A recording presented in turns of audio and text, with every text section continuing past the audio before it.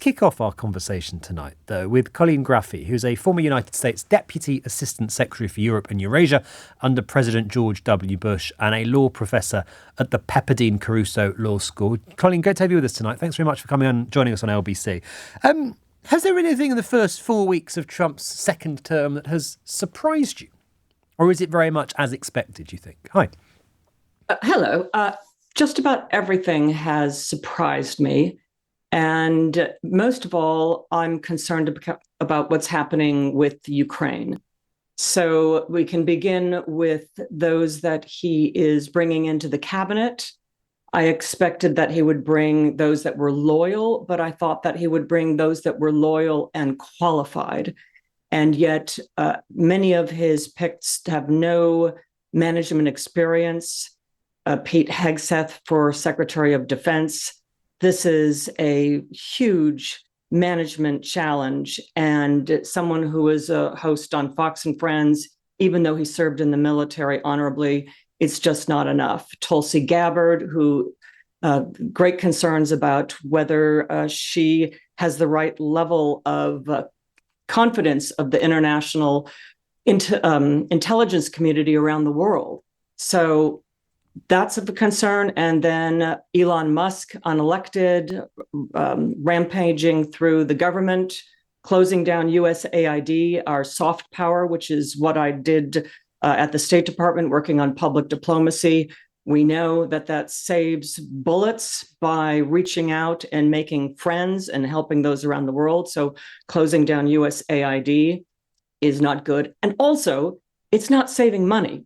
The four things that we spend our money on are Medicare, Medicaid, healthcare, number two, defense, number three, Social Security, disability, and number four, servicing our debt. So the things he's doing is minor with, change behind the couch. And that one, quite a lot of what he's done, Colleen, is what he said he would do. That one specifically, correct me if I'm wrong, but there was no forewarning, there was no suggestion that he was just going to close the US aid agency. No, and all Republican members of Congress, Secretary of State Marco Rubio, they're all supporters of USAID. I mean, what did people elect Trump for? That he was going to make America great again, and that meant bringing down the price of eggs. And of course, inflation has ticked up. The price of eggs have not gone down. And also that we're going to get out of foreign entanglements, and somehow we're going to be taking over the Panama Canal and breaching a treaty, that we're going to be potentially invading Greenland to take over Greenland, or in a better case scenario, buying it. And then we're going to own the Gaza Strip, and we're going to pay for it and turn it into the French Riviera.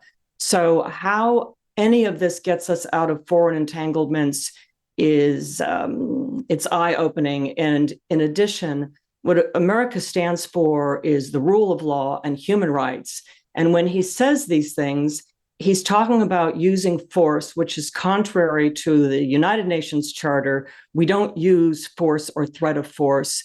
And certainly picking on our neighbor, Canada, as our 51st state, and Mexico as his first shot across the bow with allies, rather than those that we're actually, competing against seriously, like China or Russia. Or North Korea or Iran, but why pick on Canada? So for the first time ever, we have a sports game with Canada, and when they played the Star Spangled Banner, the Canadian audience booed. I mean, this is just unbelievable. So rather than making America great again, he is doing just the opposite. Just before we come on to talk about some of those specific changes he's made, I think, are you saying, Colleen, that he's gone further than you thought or even feared that he would in the first 4 weeks in office? Yes. It's been worse than from your perspective, worse than you expected. Yes, because he is so clearly choosing loyalty and fealty over qualifications. That's number one. As I mentioned, I really thought that he would choose qualified people who were loyal to him, but instead that doesn't matter. The qualifications don't really matter. More important is whether they are loyal to him. And then he's creating loyalty by, for example, giving a pardon to the mayor of New York, who's a Democrat, but he now has the mayor of New York in his pocket by staying proceedings against him. And yet, Colin, I noticed that his approval ratings have ticked upwards in the last 4 weeks. You might not like it, but it seems that the majority of your countrymen and women think he's doing a good job. And I understand that, because for the layperson on the street, all they're doing is seeing the headlines of, he's doing this and he's doing that, and the framing by, for example, Elon Musk, that AID, and by Trump, that AID is a nest of corrupt individuals. It's just not presenting the truth. And so if you're the man on the street and you don't know any better, you think, great, let's get rid of these corrupt people. Let's talk just for a moment about Musk, because clearly, the anticipated fallout hasn't happened yet. Elon Musk wields enormous power. He seems to have a free rein to sort of go around, careering around Washington, doing whatever he sees fit. Talk to me about your thoughts, Colleen, if you would, about him and what he's been getting up to, and whether you agree with the sort of statement that we've heard from some of his critics that he is undermining American democracy. Well, he is clearly doing that, because he's taking actions for which he doesn't have the authority. And specifically, I'm thinking about the 3 branches of government where we have checks and balances. And this is sort of the fundamental core of US democracy. Congress and the Congress, Senate, and the House of Representatives are responsible for certain things, and that includes certain agencies, funding. There's certain rules, for example, that the inspector generals who are there to prevent fraud, that they are not summarily dismissed. So Trump did not give the 30 days notice. So the undermining of democracy starts with the executive branch taking more power than it is entitled to, and Congress not being independent and a check and a balance against the authority of the executive branch. And unfortunately, this is happening because Trump merely has to say to Republican senators or members of Congress that I will primary you, which is now a verb, and they are too scared of losing their job and being primaried by a more extreme Republican that they cave. And this does not speak well of Republicans, members of Congress, and I'm a Republican. You are a Republican indeed, although not a very happy one with your current sort of party leadership. So he's got complete control, effectively. Colin, let me ask you about just 2 of the sort of the global decisions that he's made with worldwide consequences. Firstly, we'll come on to Ukraine. Firstly, the Middle East.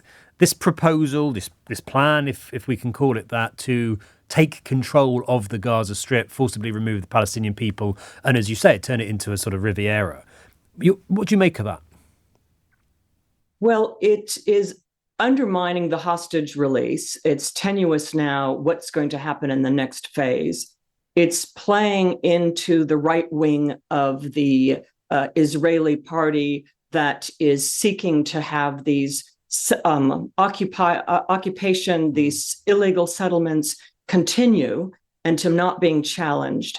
And also, he's suggesting something that's contrary to international law, which I teach, which is ethnic cleansing. It's against the law. Internationally, that's not what the United States does. So for him to say that we're going to clear all the Palestinians out and we're going to own, those are his words, own Gaza, and we're going to pay for demining and rebuilding it, and maybe they come back in, maybe they don't, but there's no right to return. He clearly doesn't understand history, how this all happened. This happened with the displacement of the Palestinian people. So to suggest once again that this is how we're going to resolve the problem doesn't make a lot of sense. And just lastly then, on to Ukraine. That dominated the news agenda yesterday, Donald Trump announcing that he's going to effectively try to negotiate the end to the war in that country without actually including Ukraine in negotiations. Quite incredible announcement. It is. And I also teach negotiation class. And if one of my students had turned that in as their paper, I would have failed them, because the first rule they learn is you never give a concession without getting a concession. And Trump gave a concession of no NATO membership to Ukraine, that no territorial giving Ukraine back their territory. He even gave away that he was going to meet with Putin twice, in fact.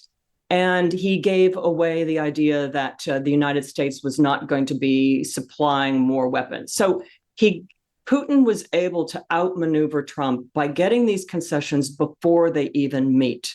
And even getting a meeting, Trump should have gotten a concession. Right. Putin is a world pariah as a war criminal. And for Trump to just immediately give away that he's going to be meeting with him is ridiculous. And also not to be including Ukraine as a partner in the negotiation. So the man who wrote The Art of the Deal does not know how to negotiate. He fails your negotiation class on those alone. Colleen, thank you very, very much indeed for coming on. Colleen Graffy, former United States Deputy Assistant Secretary for Europe and Eurasia under President George W. Bush, Republican president. Colleen is a Republican. She's also now law professor at the Pepperdine Caruso Law School. You heard it there. That's not a Democrat speaking. That's a Republican supporter